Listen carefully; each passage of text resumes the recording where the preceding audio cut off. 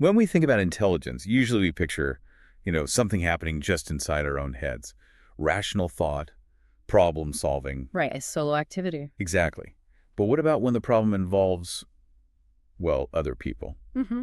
especially under pressure? Yeah, those moments really highlight a different kind of intelligence. There's this striking example our sources mentioned from the Iraq invasion, early Okay. days. Oh, yeah. A U.S. platoon gets surrounded, a huge crowd, angry, shouting. They thought the soldiers were there to destroy a local mosque. Hundreds of people. Wow. Okay. That sounds incredibly tense. What happens? The commander, Lieutenant Colonel Christopher Hughes, he's facing this powder keg situation. Any wrong move, disaster. So does he raise his weapon? Order a retreat? No, he does something completely unexpected, grabs a loudspeaker, tells his heavily armed soldiers to take a knee, kneel down, Kneel. In front of a hostile mob. and then he tells them to smile. Smile. Seriously. Okay. And apparently it worked. That single nonverbal gesture just diffused the whole thing instantly. The crowd's mood completely shifted. That's incredible. He must have read the situation perfectly in, like, a split second. Exactly. It wasn't just gut feeling, though that was part of it. It was this intense, high-speed social calculation. And that kind of skill, that's what we're diving into today, social intelligence. Okay, so moving beyond just emotional intelligence, my own feelings, to what happens between people, that dynamic. Precisely. We're looking at the two-person psychology, and the neuroscience behind it is fascinating. Turns out our brains are actually designed for this really intimate brain-to-brain connection whenever we interact. A brain-to-brain link. Okay, let's unpack that. Where do we start? Well, the basic idea is that we're fundamentally wired to connect. It's not just a nice phrase. Social interactions are like this constant back and forth, an emotional tango, almost. So my brain is affecting yours is affecting mine all the time. Constantly, and often without us even realizing it. Which brings us to emotional contagion. Ah, right. Like catching a mood. Exactly like catching a mood, or a cold even. Our sources describe it like that emotions spreading. When we meet someone, there's this transfer of feeling, an emotional economy, you could say. We're trading good or bad feelings, consciously or not. So wait, my mood isn't entirely my own? If I walk into a meeting feeling grumpy. You're likely exporting that grumpiness. Yeah. The key player here is the amygdala, that little almond-shaped bit deep in the brain. The brain's alarm system, right? Kind of, yeah, more like an emotional radar. It's constantly scanning for emotional cues, threats, signals from others, makes us super sensitive to their moods. Okay, the amygdala picks up the signal. But how does the feeling actually transfer? Like if I see you stub your toe, why do I wince? That's where mirror neurons come in. They found them in monkeys first, but in humans, they're way more sophisticated. Mirror neurons. They make us mimic what we see. Automatically, unconsciously, yeah. Actions, feelings, emotions. It's like neural puppetry, as some researchers call it. So if I see you grab a coffee cup, my brain fires as if I'm grabbing it. Helps me understand what you're doing. Exactly that. And if you see someone in pain, parts of your brain's pain circuitry light up, too. It maps their experience onto your own system. That's a raw biological root of empathy. Primal empathy. Wow. So we're literally feeling with people. In a very real neurological sense, yes. Before any words are even spoken. But hang on, if we're just automatically mirroring all the time, how do we build genuine rapport? Is it just accidental copying? Or can we influence this? That's a great question. And it points to the difference between just mirroring and achieving real synchrony. Synchrony is more than just mimicry. It's a key part of rapport. Like a dance. Yeah, exactly. An unconscious, nonverbal dance. Two people subtly coordinating their movements, their posture, even their breathing patterns. I think I read about that breathing thing. Friends talking. Yes. Studies show their breathing rhythms actually synchronize when they're really connecting. Yeah. And that leads to this feeling of, like, shared pleasure, of being on the same wavelength that creates emotional resonance. A physical signal that you're tuned in. Right. A deep, unspoken agreement. Okay, so we have this biological wiring for connection, mirror neurons, synchrony, but we process all this incoming social stuff really fast. How does the brain manage that flood of information? I heard there are different speeds involved. That's right. Neuroscience points to two main pathways for processing social information: the low road and the high road. Low road and high road, okay. The low road is the super fast one. Quick, emotional, impulsive. It's driven by the amygdala and other lower brain areas, operates completely below conscious awareness. So the gut reaction. The immediate feeling. Exactly. It's sometimes called fast and dirty because it prioritizes speed over perfect accuracy. We're talking decisions made in milliseconds, like 33 milliseconds, unbelievably fast, Yeah. essential for survival, that instinctual response. Okay, that's the low road. Fast, instinctual. What are the high road? The high road runs through the more evolved parts of the brain, especially the prefrontal cortex and the orbitofrontal cortex, or OFC. This is the slower, more deliberate path. The slow and wise path. That's a good way to put it. It gives us reflection, nuance, a mindful understanding.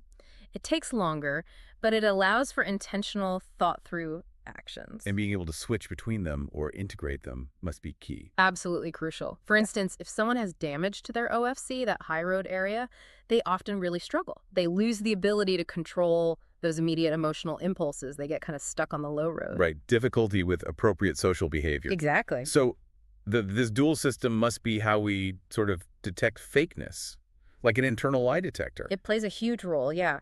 Think about it. Suppressing your true feelings takes conscious effort. That's high road work. Yeah.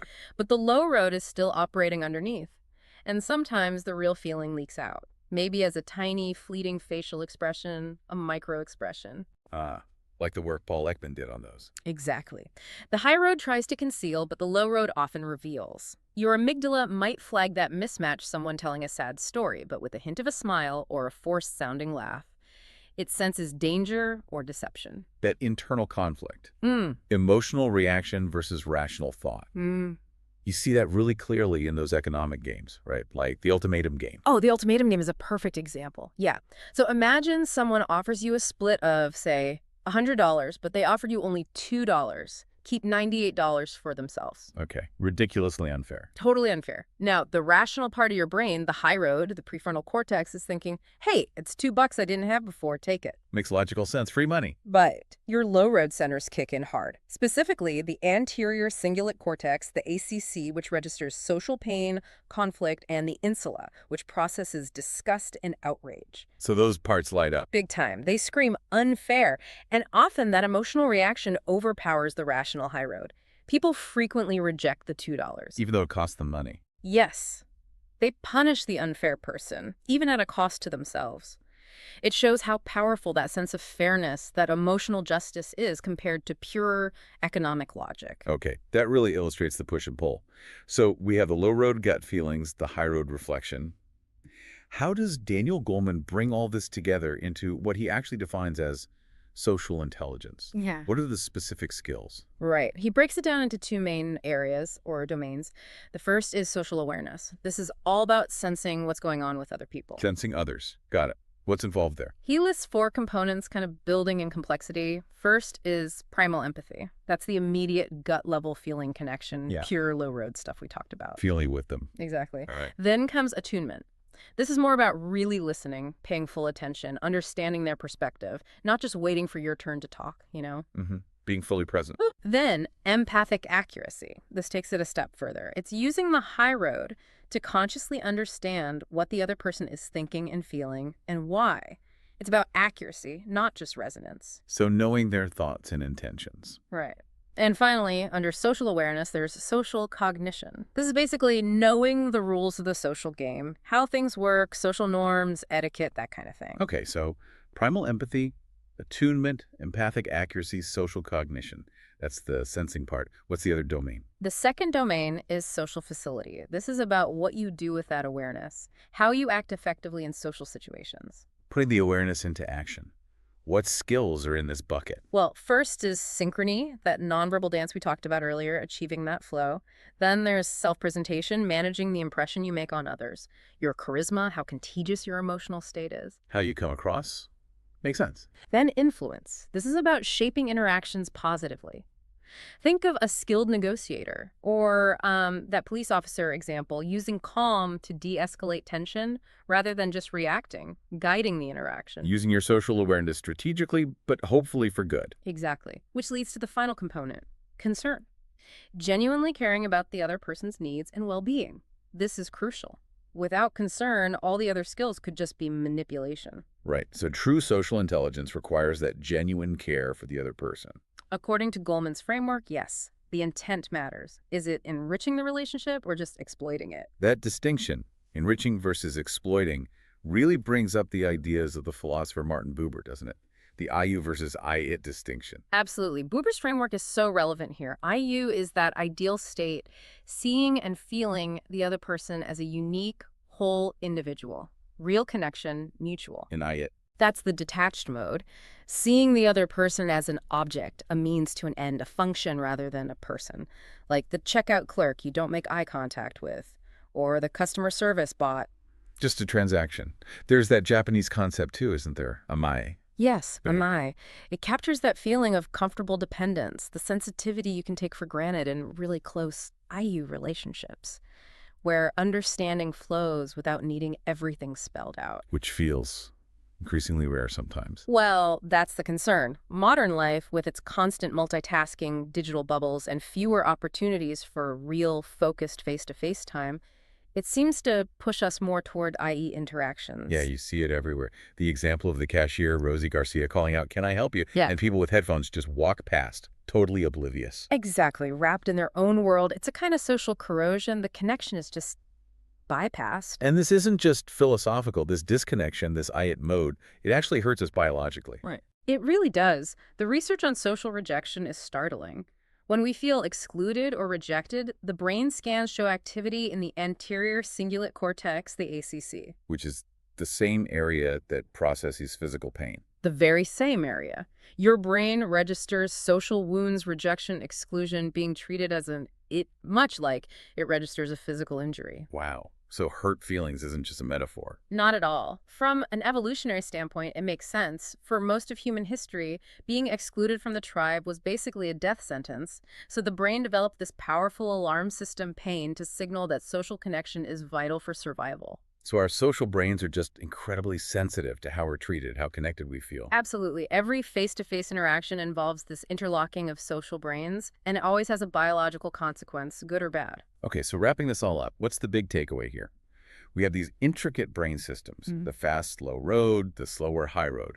And true social intelligence seems to be about navigating that, mastering the automatic gut reactions of the low road, but using the conscious awareness and attunement of the high road to build real bridges between people Moving away from those detached, transactional I-it moments. and towards more of those nourishing, connected IU relationships. And the really mind-blowing part is that these relationships aren't just experiences we have, they actively shape us biologically. That's the power of neuroplasticity applied to our social lives.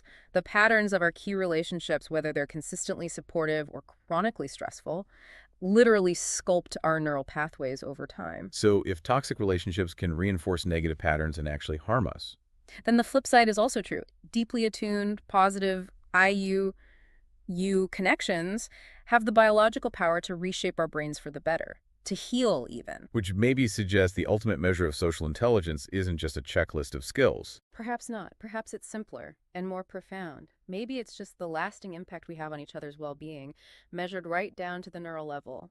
How do you make others feel, and how do they make you feel long after the conversation ends?